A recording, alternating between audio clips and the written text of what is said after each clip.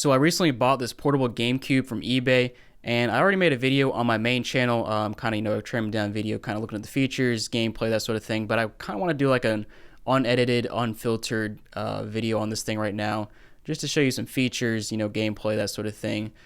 So if you haven't seen it, go check out the video. I'll link it down below or on the screen right now. But I mean, here it is. As you can see, it looks just like a GameCube controller, and that's the whole point. I mean, frankly, if you cut out this portion in the middle and deleted it and put the two sides together, it would look like a GameCube controller. And like I said, that's the whole point. And this thing is actually completely 3D printed. It's hard to tell. Someone in the comments said it's probably resin 3D printed.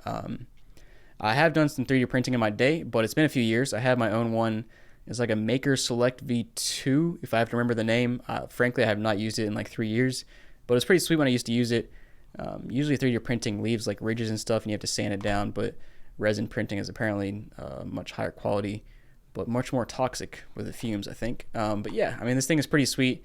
The buttons, as far as I can tell, the buttons are harvested from a real GameCube controller. Now, the thumbstick and the C-stick, I'm not quite sure. They look a little too perfect because, or to be harvested from a used controller. I mean, maybe it came from a new controller. I don't know. But I mean, they both feel really good. So if I had to guess, there probably are a real joystick and real C-stick. It'd be kind of disappointing, to be honest, if they used third party on an expensive device like this. Frankly, I paid like $800 or $900 for it, which people are gonna talk about how that's way too much. And I mean, if you think it's way too much, this is not targeted towards you. I mean, frankly, these things take a lot of time, a lot of money to build. And just to kind of tell you about this one, so I paid $800 or $900 for it. It looked like somebody who had built one of these kind of like for fun. There's people in the modding community that build these things for fun. That's what they enjoy doing, and there's nothing wrong with that. It's a cool project to complete, and I think he sold a few of them, so he's probably just trying to trim down his collection and make some money back. But frankly, $800 to $900 even doesn't quite do it justice for how much time and money is spent into building this thing. First of all, there's so many hours put into research on how to build these things, how to especially if you don't have the technical background on, soldering, wire placement, how to do everything with this console. Modding a GameCube, it's not even a GameCube actually, it's actually a Wii board in here, but we'll get to that later. But that's one of the things, like you put so many hours into it, so if you put a price per hour, you're putting a really low price per hour for $800 to $900 price point. Just the materials in this thing are like $400 to $500, I think. There's actually a price list on BitBuilt for all the components except for the case, the Wii, and the controller parts, I think. So if you add in a Wii console, a controller, that's like $70 on the low end probably. If you get lucky on eBay or something. And then the case, I honestly have no idea how much it costs to print this thing. If it's a resin printed like professional case that you have to order, honestly it's probably like $100. So let's just say you're looking at $400 worth of materials, and then for your labor, it's hard to put your labor on it, because most people that are making these are not making these for profit. They're making them for the joy of building them. Some people do commissions and stuff, and those go for $1,500 plus. And the only reason that's worth it for them is because they've got it down pat. They know what they're doing, and they can trim down the hours. So if they're doing $50 an hour for 10 hours, it's another $500. It's $900. So I don't know how long it takes. Frankly, it probably takes like 40 hours to build this thing. For a first timer, it's probably more like 120 hours, maybe more. But either way, it's a cool device. It's got that's enough rambling about the price of it. But we got a fan back here. We've got your trigger buttons. We actually have two Z buttons. One is the real Z button, which is over here. This one is like a modifier, I believe. Then down here on the bottom, you got your volume rocker. You also have start button, your headphone jack, your power button, and then another button that's like a modifier, I think. So let's go ahead and turn it on. Hopefully I have charge, because I haven't charged it in a week or so. But it appears to have charge. Takes a second to boot up. It does have RV Loader, which if you're not familiar, it's basically like a custom firmware, if that's what you want to call it, that runs on these portable devices. And some cool features just right off the bat. So we're on the GameCube screen with the GameCube games. It shows you your temp up here. I'm not exactly sure where that temp is being measured. I would assume it's being measured at the hottest point in the console, which is probably the CPU, or the GPU. Frankly, I don't know how the hardware works in the Wii. I just have never torn down a Wii. We have our battery percentage, which is really nice to see. And I think this is supposed to last for like 2 to 3 hours, which is pretty solid for a portable console like this. And then there's some pretty cool stuff under settings. So if you go under here, you can select your theme. And I've downloaded a few extra themes. I got a couple from the bitbuilt.com forum from somebody named Cyframe, so shout out to them. I believe they're both Super Mario Galaxy themed. So we select that and then save config. It'll basically reboot with the new theme. Now, personally, the theme I think is a little bit crowded when I did it the first time. Like it's just it's a lot in the background. You can't really read the text anymore. So just for the sake of the video, I'm gonna go back to main and save config so that we can actually read the text. And all right, yep, and boots RV loader back up. So we've got our loader with the background image, blah blah blah. All right, controller, you can do buttons tester, which is cool. As you can see, the buttons on the screen show exactly what you're pressing in real life on the controller, and that's the whole point. And then you got sticks wizard, which I've never actually used before. Move the left stick to the far right. Okay. C stick to the far right, anti-clockwise direction. Well, that's interesting. I guess it just calibrates them. Cool. I noticed there's actually a little kind of like not a dead spot, but kind of a little bit sticky if you go that way. It's not, I don't know if sticky is the word, but it's not as smooth as it should be. It's like there's some resistance it's running into. Oh, that's why. So that stick is actually rubbing against the case a little bit right there. Not the end of the world, but it's a bit annoying. Sticks dead zone. I'm not really sure what that configures, to be honest. Triggers mode, analog versus digital. Rumble intensity. This thing does not have rumble, so that doesn't matter. Power. So this screen is pretty cool. So it shows you your battery capacity. We have 9,900 milliamp hours. Charging current is 1024 milliamps. Termination current, pre-charge current, charge voltage 4200 millivolts. TREG. I'm assuming that's temperature regulator, if I had to guess. So I'm guessing once it hits 80 degrees Celsius, it'll turn off, maybe. That's just a guess. I have no idea, honestly. Power button type, toggle. So if we change that to momentary, I guess we would just have to, I guess you could just flip it up and then flip it back down and it would stay on. Not sure if that'll even work with that switch. Power button polarity, active low, so we could actually just switch that around and switch which way is on and off. Status LED type, addressable.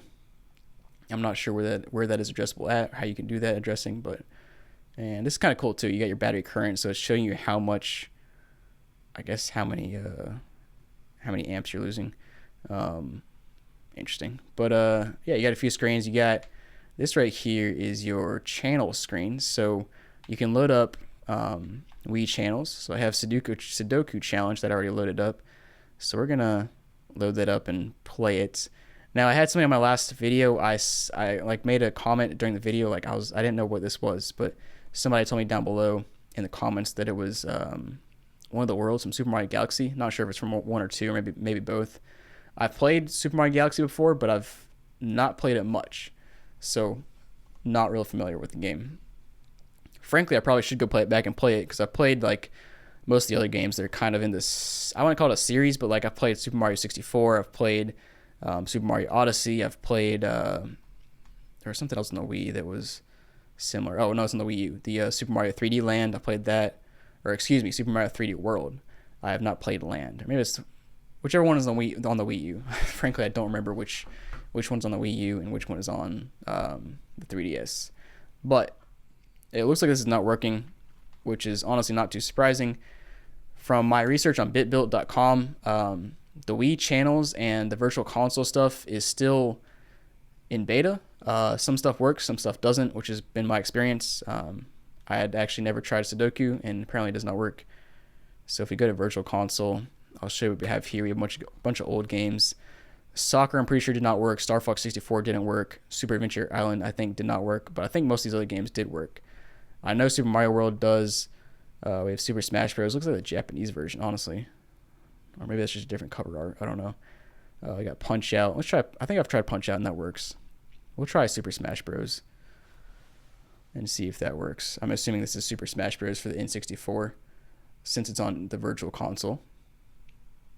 Can you guys imagine if there was a Super Smash Bros. For the NES?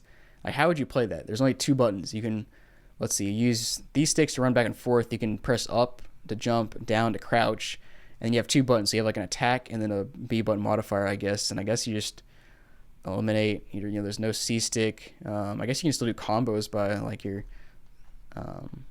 to emulate your C stick. I don't know. I'm just thinking about random stuff. You can still do it. It'd just be much more limited. Frankly, somebody probably has created a NES version. There's a lot of people out there that, like, honestly, I don't know how you guys have time to build these things, but some people come up with the time and they create some awesome stuff.